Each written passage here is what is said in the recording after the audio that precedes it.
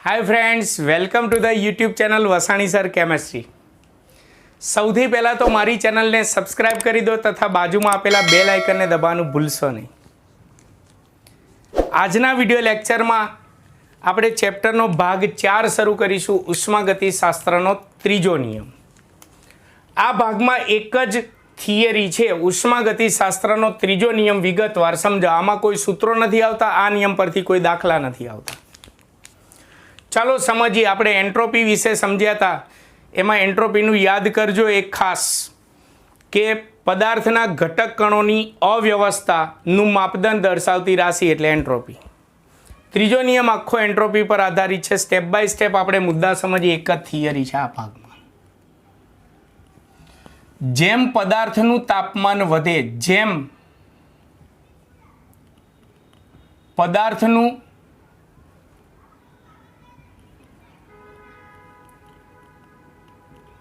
તાપમાન વધે,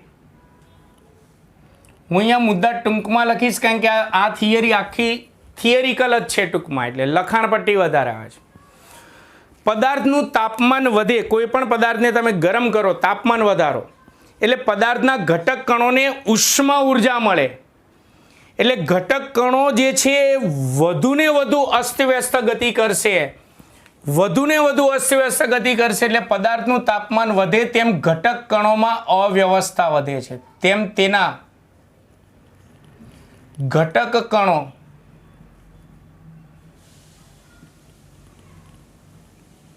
વધુ અસ્તવ્યસ્ત ગતિ કરે છે, વધુ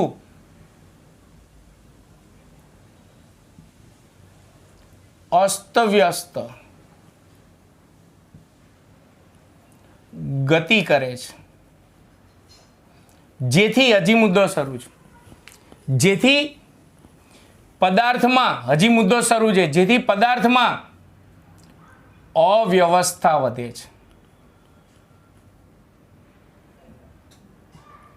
ઘટક કણોની અવ્યવસ્થા વધે છે।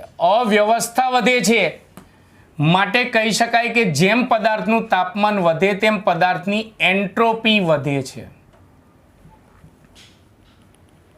એન્ટ્રોપી વધે છે। તો આપણે ભણાવી દીધું છે ને, પદાર્થનું તાપમાન વધે તેમ પદાર્થની એન્ટ્રોપી વધે। ચલો બીજો મુદ્દો આનાથી ઉલટો વિચારવાનો। જેમ પદાર્થનું તાપમાન ઘટે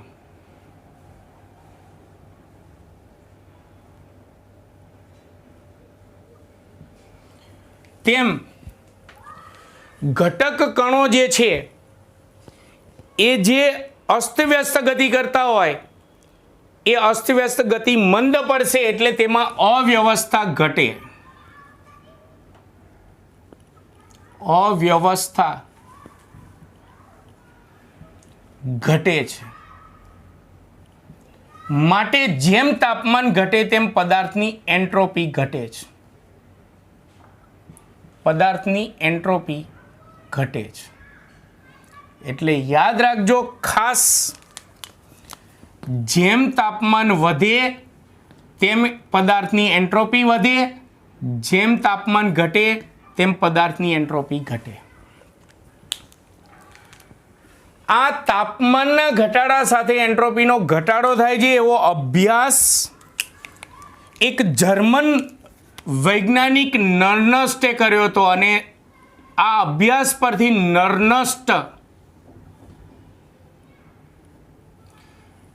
નર્નસ્ટે સૂચવ્યું કે જોજો એણે તાપમાનના ઘટાડાનો અભ્યાસ કર્યો। ધારો કે મારી પાસે સંપૂર્ણ શુદ્ધ સ્ફટિકમય ઘન પદાર્થ છે। પહેલાં તો સ્ફટિકમય ઘન અને અસ્ફટિકમય ઘન પદાર્થને ચપટીમાં લઈને મસળો ખરબચડો લાગે ને તો એ સ્ફટિકમય ઘન કહેવાય, અને પદાર્થને ચપટીમાં લઈને મસળો લીસો લાગે ને તો એ અસ્ફટિકમય ઘન કહેવાય। તો જોજો નર્નસ્ટે જે સૂચવ્યું છે એ શુદ્ધ સ્ફટિકમય ઘન પદાર્થ માટે છે, ધ્યાન રાખજો। ધારો કે મારી પાસે શુદ્ધ સ્ફટિકમય ઘન પદાર્થ છે, તેનું તાપમાન ઘટાડું, તાપમાન ઘટતું જશે તેમ તેમ તેની એન્ટ્રોપીમાં શું થતો જશે? ઘટાડો થતો જશે। એટલે આ અભ્યાસ પરથી નર્નસ્ટે સૂચવ્યું કે સંપૂર્ણ શુદ્ધ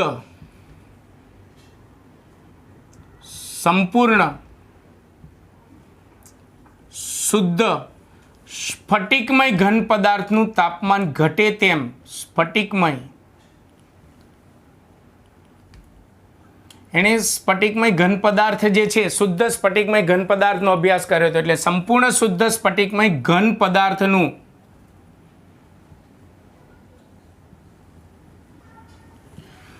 તાપમાન ઘટે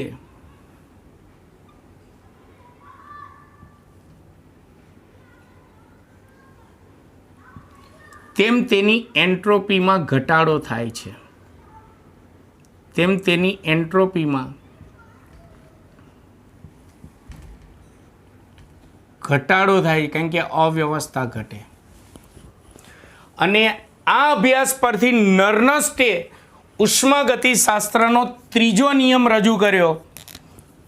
તો હવે પછીના મુદ્દામાં એ નર્નસ્ટનો ઉષ્માગતિશાસ્ત્રનો ત્રીજો નિયમ.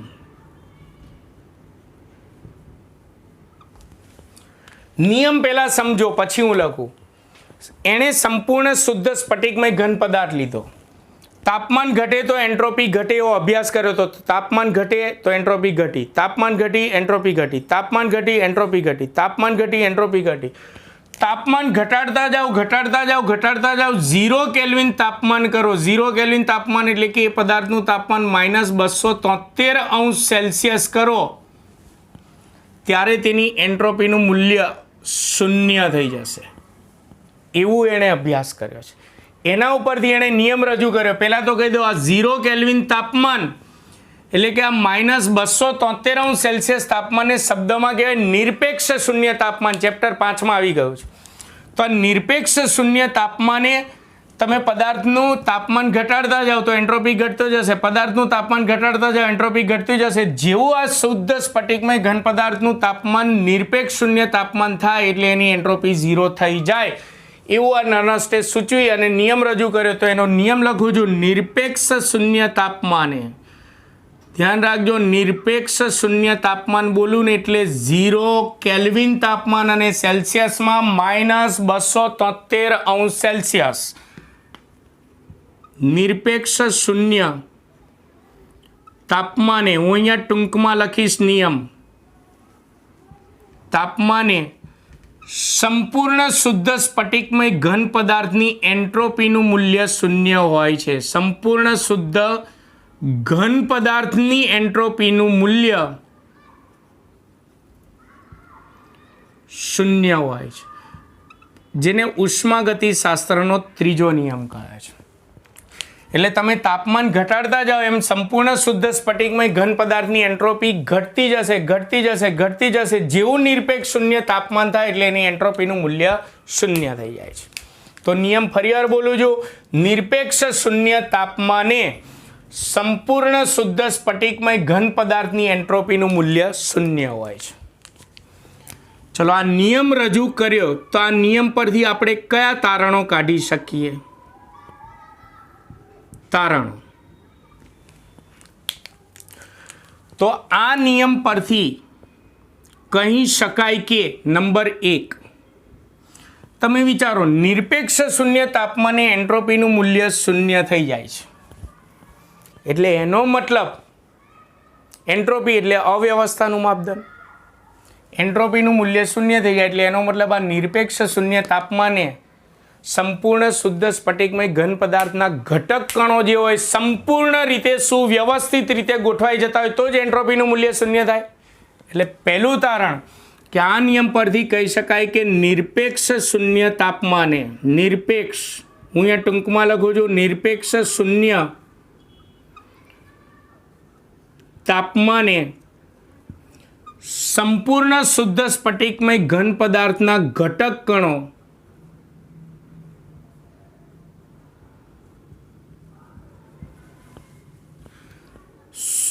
સંપૂર્ણ સુવ્યવસ્થિત રીતે ગોઠવાયેલા હોય છે. સંપૂર્ણ સુવ્યવસ્થિત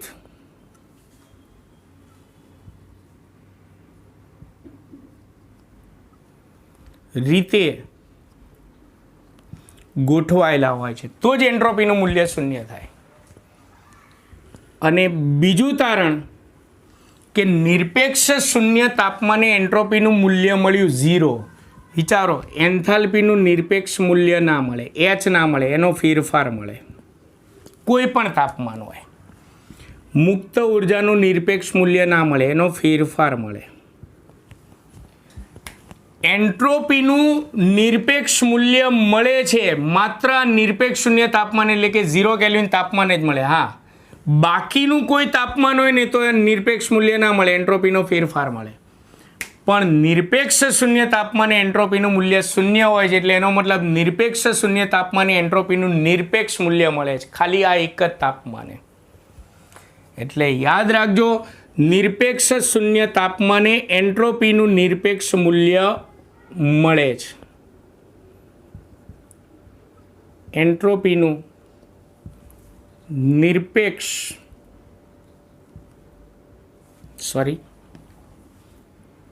એન્ટ્રોપીનું નિરપેક્ષ મૂલ્ય મેળવી શકાય. કેટલું હોય એ નિરપેક્ષ મૂલ્ય? શૂન્ય હોય, ધ્યાન રાખજો. પણ માત્ર આ નિરપેક્ષ શૂન્ય તાપમાને, બાકીનું કોઈ તાપમાન હોય તો એનો ફેરફાર જ મળે. તો ઉષ્માગતિશાસ્ત્રનો ત્રીજો નિયમ પૂરો અને ચેપ્ટરનો ભાગ 4 પણ પૂરો. આમ અહીંયા ચોપડી મુજબ ચેપ્ટર પૂરું.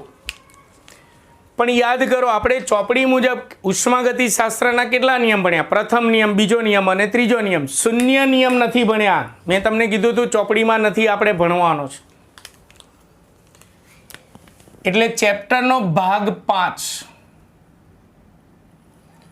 જેમાં આપણે ઉષ્માગતિશાસ્ત્રનો શૂન્ય નિયમ ઉદાહરણ દ્વારા સમજીશું.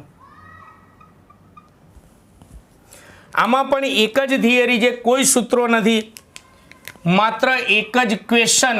ઉષ્માગતિશાસ્ત્રનો શૂન્ય નિયમ ઉદાહરણ સમજાવો.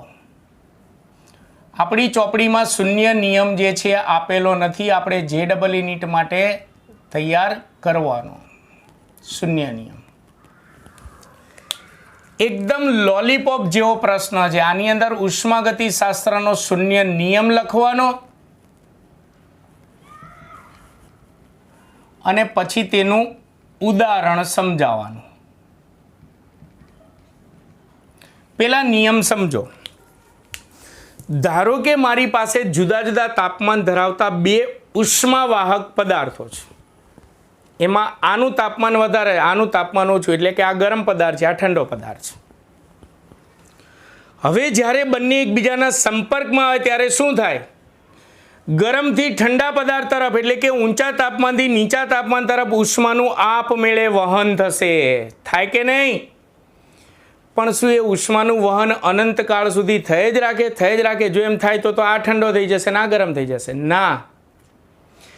ઉષ્માનું વહન ગરમ પદાર્થથી ઠંડા પદાર્થ તરફ થશે, એટલે કે ઊંચા તાપમાનથી નીચા તાપમાન તરફ થશે. પણ જ્યારે બંનેના તાપમાન એક સરખા થઈ જાય ત્યારે ઉષ્માનું વહન અટકી જશે. એને ઉષ્મીય સંતુલન સ્થિતિ કહેવાય. અને એ ઉષ્મીય સંતુલન સ્થિતિ પ્રાપ્ત કરવાની જે વિધિ જે છે એને ઉષ્માગતિશાસ્ત્રનો શૂન્ય નિયમ કહેવાય છે. એટલે નિયમ બોલું છું, નિયમ મોટો છે પણ સહેલો છે. નિયમ બોલું છું, સમજી લેજો. આનું તાપમાન વધારે, આનું તાપમાન ઓછું, એટલે કે આ ગરમ પદાર્થ, આ ઠંડો પદાર્થ. નિયમ બોલું છું. જુદા જુદા તાપમાન ધરાવતા 2 ઉષ્માવાહક પદાર્થોને એકબીજાના સંપર્કમાં લાવવામાં આવે ત્યારે ઊંચા તાપમાનવાળા પદાર્થથી નીચા તાપમાનવાળા પદાર્થ તરફ ઉષ્માનું આપમેળે વહન થાય છે. જ્યારે બંને પદાર્થોના તાપમાન સમાન થાય ત્યારે ઉષ્માનું વહન અટકી જાય છે, જેને ઉષ્મીય સંતુલન સ્થિતિ કહે છે. આ ઉષ્મીય સંતુલન સ્થિતિ પ્રાપ્ત કરવાની વિધિને ઉષ્માગતિશાસ્ત્રનો શૂન્ય નિયમ કહે છે. થઈ ગયો શૂન્ય નિયમ. ચાલો એનું ઉદાહરણ, તાવ માપક થર્મોમીટર લઈએ. ચલો, મને તાવ આવે છે. તાવ માપક થર્મોમીટરને આમ જીભની નીચે અથવા બગલમાં રાખવાનું, એ હું અહીંયા સમજાવું છું. મને તાવ આવે છે, દર્દી છું ધારો કે, તો મારા શરીરનું તાપમાન કેવું હશે? ઊંચું. અને અંદર થર્મોમીટરમાં પારાનું તાપમાન કેવું હશે? નીચું. તો જ્યારે તાવમાપક થર્મોમીટરને આપણા શરીરના સંપર્કમાં લાવીએ, દર્દીના શરીરના, એટલે શરીરથી પારા તરફ ઉષ્માનું વહન થશે, ઊંચા તાપમાનથી નીચા તાપમાન તરફ ઉષ્માનું વહન થશે, જેથી થર્મોમીટરમાં પારો ઉપર ચડશે. જેવા બંનેના તાપમાન, શરીર અને પારાનું તાપમાન સરખું થઈ જાય ત્યારે ઉષ્માનું વહન અટકી જશે અને પારો સ્થિર થઈ જશે. એટલે એનો મતલબ કે તાવમાપક થર્મોમીટર જે છે ઉષ્માગતિશાસ્ત્રના શૂન્ય નિયમ પર કાર્ય કરે છે. તો ઉદાહરણના મુદ્દા બોલી જાઉં છું. તાવમાપક થર્મોમીટરને દર્દીના શરીરના સંપર્કમાં લાવવામાં આવે ત્યારે શરીરથી પારા તરફ ઉષ્માનું આપમેળે વહન થાય છે. જ્યારે શરીર અને પારા બંનેનું તાપમાન સમાન થાય ત્યારે ઉષ્માનું વહન અટકી જાય છે અને પારો સ્થિર થાય છે. એટલે કે તાવમાપક થર્મોમીટર ઉષ્માગતિશાસ્ત્રના શૂન્ય નિયમ પર કાર્ય કરે છે.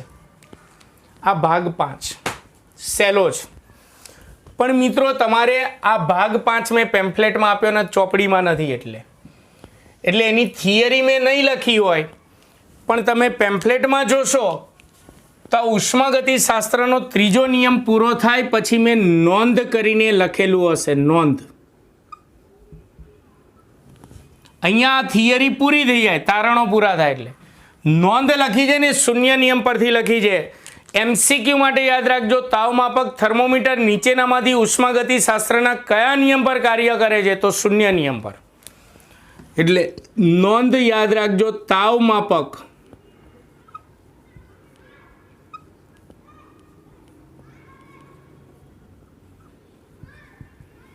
થર્મોમીટર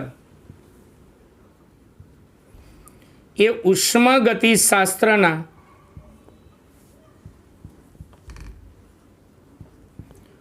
શૂન્ય નિયમ પર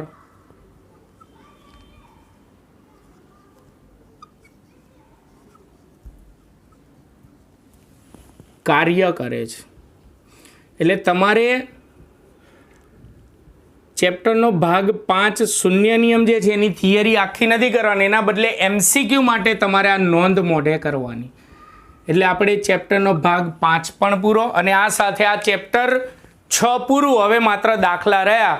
આપણે ચોપડીના કોયડાના દાખલા અને સ્વાધ્યાયના દાખલા ગણવાના રહ્યા, એ તો નેક્સ્ટ લેક્ચરમાં ભણીશું. પણ હજી એક MCQ માટે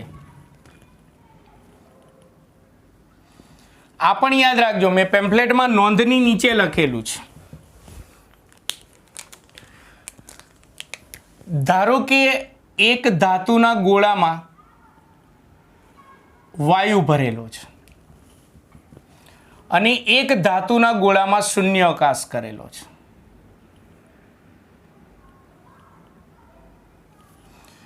બંનેને આપણે વાલ્વ મારફતે જોડેલા છે, વાલ્વ બંધ છે. જેવો વાલ્વ ખોલવામાં એટલે વાયુનું શૂન્યાવકાશ તરફ પ્રસરણ થાય. તો MCQ માટે યાદ રાખજો, વાયુ અથવા તો આદર્શ વાયુનું શૂન્યાવકાશ તરફ વિસ્તરણ થાય ત્યારે તેના પર લાગતું દબાણ 0 હોય. એના ઉપર લાગતું દબાણ 0 હોય તો જ એ પ્રસરણ પામતો હોય. બીજું, વાયુનું શૂન્યાવકાશ તરફ પ્રસરણ થાય ત્યારે તેની આંતરિક ઉર્જામાં થતો ફેરફાર ડેલ્ટા યુનું મૂલ્ય પણ 0 હોય. ખાસ ધ્યાન રાખજો આ બધું. અને ત્રીજું, હજી MCQ માટે, આદર્શ વાયુનું શૂન્યાવકાશમાં વિસ્તરણ થાય ત્યારે વાયુ દ્વારા થતું કાર્ય W નું મૂલ્ય પણ 0 હોય. ચોથું યાદ રાખજો, આદર્શ વાયુનું શૂન્યાવકાશમાં વિસ્તરણ થાય ત્યારે આદર્શ વાયુ ઉષ્મા મેળવે પણ નહીં, ઉષ્મા ગુમાવે પણ નહીં, એટલે એની એન્થાલ્પીમાં થતો ફેરફાર પણ 0 હોય. એટલે આદર્શ વાયુનું શૂન્યાવકાશમાં વિસ્તરણ થાય ત્યારે આ 4 મૂલ્ય 0 હોય. પરંતુ આદર્શ વાયુનું શૂન્યાવકાશમાં વિસ્તરણ થાય ત્યારે તેની એન્ટ્રોપીનો ફેરફાર 0 હોતો નથી. એની એન્ટ્રોપીમાં વધારો થાય, 0 ના હોય. કેમ કે પ્રસરણ થાય ત્યારે તેના ઘટક કણો વધુને વધુ અસ્તવ્યસ્ત ગતિ કરશે, એટલે એન્ટ્રોપી ફેરફાર 0 ના હોય. અને બીજું, એ શૂન્યાવકાશમાં વિસ્તરણ પામે ત્યારે તેની મુક્ત ઉર્જાનું મૂલ્ય પણ 0 ના હોય. એટલે આમ તમારે ચોપડી મુજબ અહીંયા ત્રીજો નિયમ પૂરો થાય એટલે આ ચેપ્ટર પૂરું થઈ જાય છે. પણ એક આ શૂન્ય નિયમ પરથી આ એક નોંધ MCQ માટે યાદ રાખવાની, અને આ એક MCQ માટે યાદ રાખજો કે કોઈ પણ વાયુ અથવા આદર્શ વાયુનું શૂન્યાકાશમાં વિસ્તરણ થાય ત્યારે આ 4 મૂલ્ય શૂન્ય હોય, પરંતુ આ 2 મૂલ્ય શૂન્ય ના હોય. MCQ માટે ખાસ યાદ રાખજો. દાખલામાં પણ જરૂર પડશે 1-2 દાખલામાં. અને આ સાથે આપણે ચેપ્ટર 6 ઉષ્માગતિશાસ્ત્ર અહીંયા પૂર્ણ કરીએ છીએ. સંપૂર્ણ બધી જ થિયરીઓ સાથે મેં ચલાવ્યું છે. આ સાલ ગવર્મેન્ટે કોરોનાના લીધે જે 30% કોર્સ કટ કરેલો છે, મેં આ ચેપ્ટરમાં કશું જ કટ નથી કર્યું, કારણ કે આ ચેપ્ટર JEE નીટ માટે અને 12મા ધોરણ માટે પણ ઇમ્પોર્ટન્ટ છે. એટલે મેં આખું ચેપ્ટર ચલાવ્યું છે, કોઈ થિયરી મેં કટ કરેલી નથી. એટલે આ ચેપ્ટર તમારે પણ આખું મોઢે કરવાનું છે. હું સ્કૂલની પરીક્ષામાં આખું ચેપ્ટર 6 પૂછીશ. તો મિત્રો, હવે આ ચેપ્ટરની અંદર દાખલા આવશે. પહેલાં આપણે કોયડાના દાખલા ગણીશું અને ત્યાર પછી સ્વાધ્યાયના દાખલા ગણીશું. નેક્સ્ટ વિડીયો લેક્ચરથી સ્ટાર્ટ કરીશું. તો મિત્રો, જો તમને મારા ચેપ્ટર 6 જે આખું ભણાવ્યું એક તમને ખબર પડી હોય તથા ખૂબ જ સારા વિડીયો લેક્ચર લાગ્યા હોય તો જરૂરથી સારી કમેન્ટ કરો. મારા વિડીયોને લાઈક અને સબસ્ક્રાઈબ કરવાનું ભૂલતા નહીં. નમસ્કાર.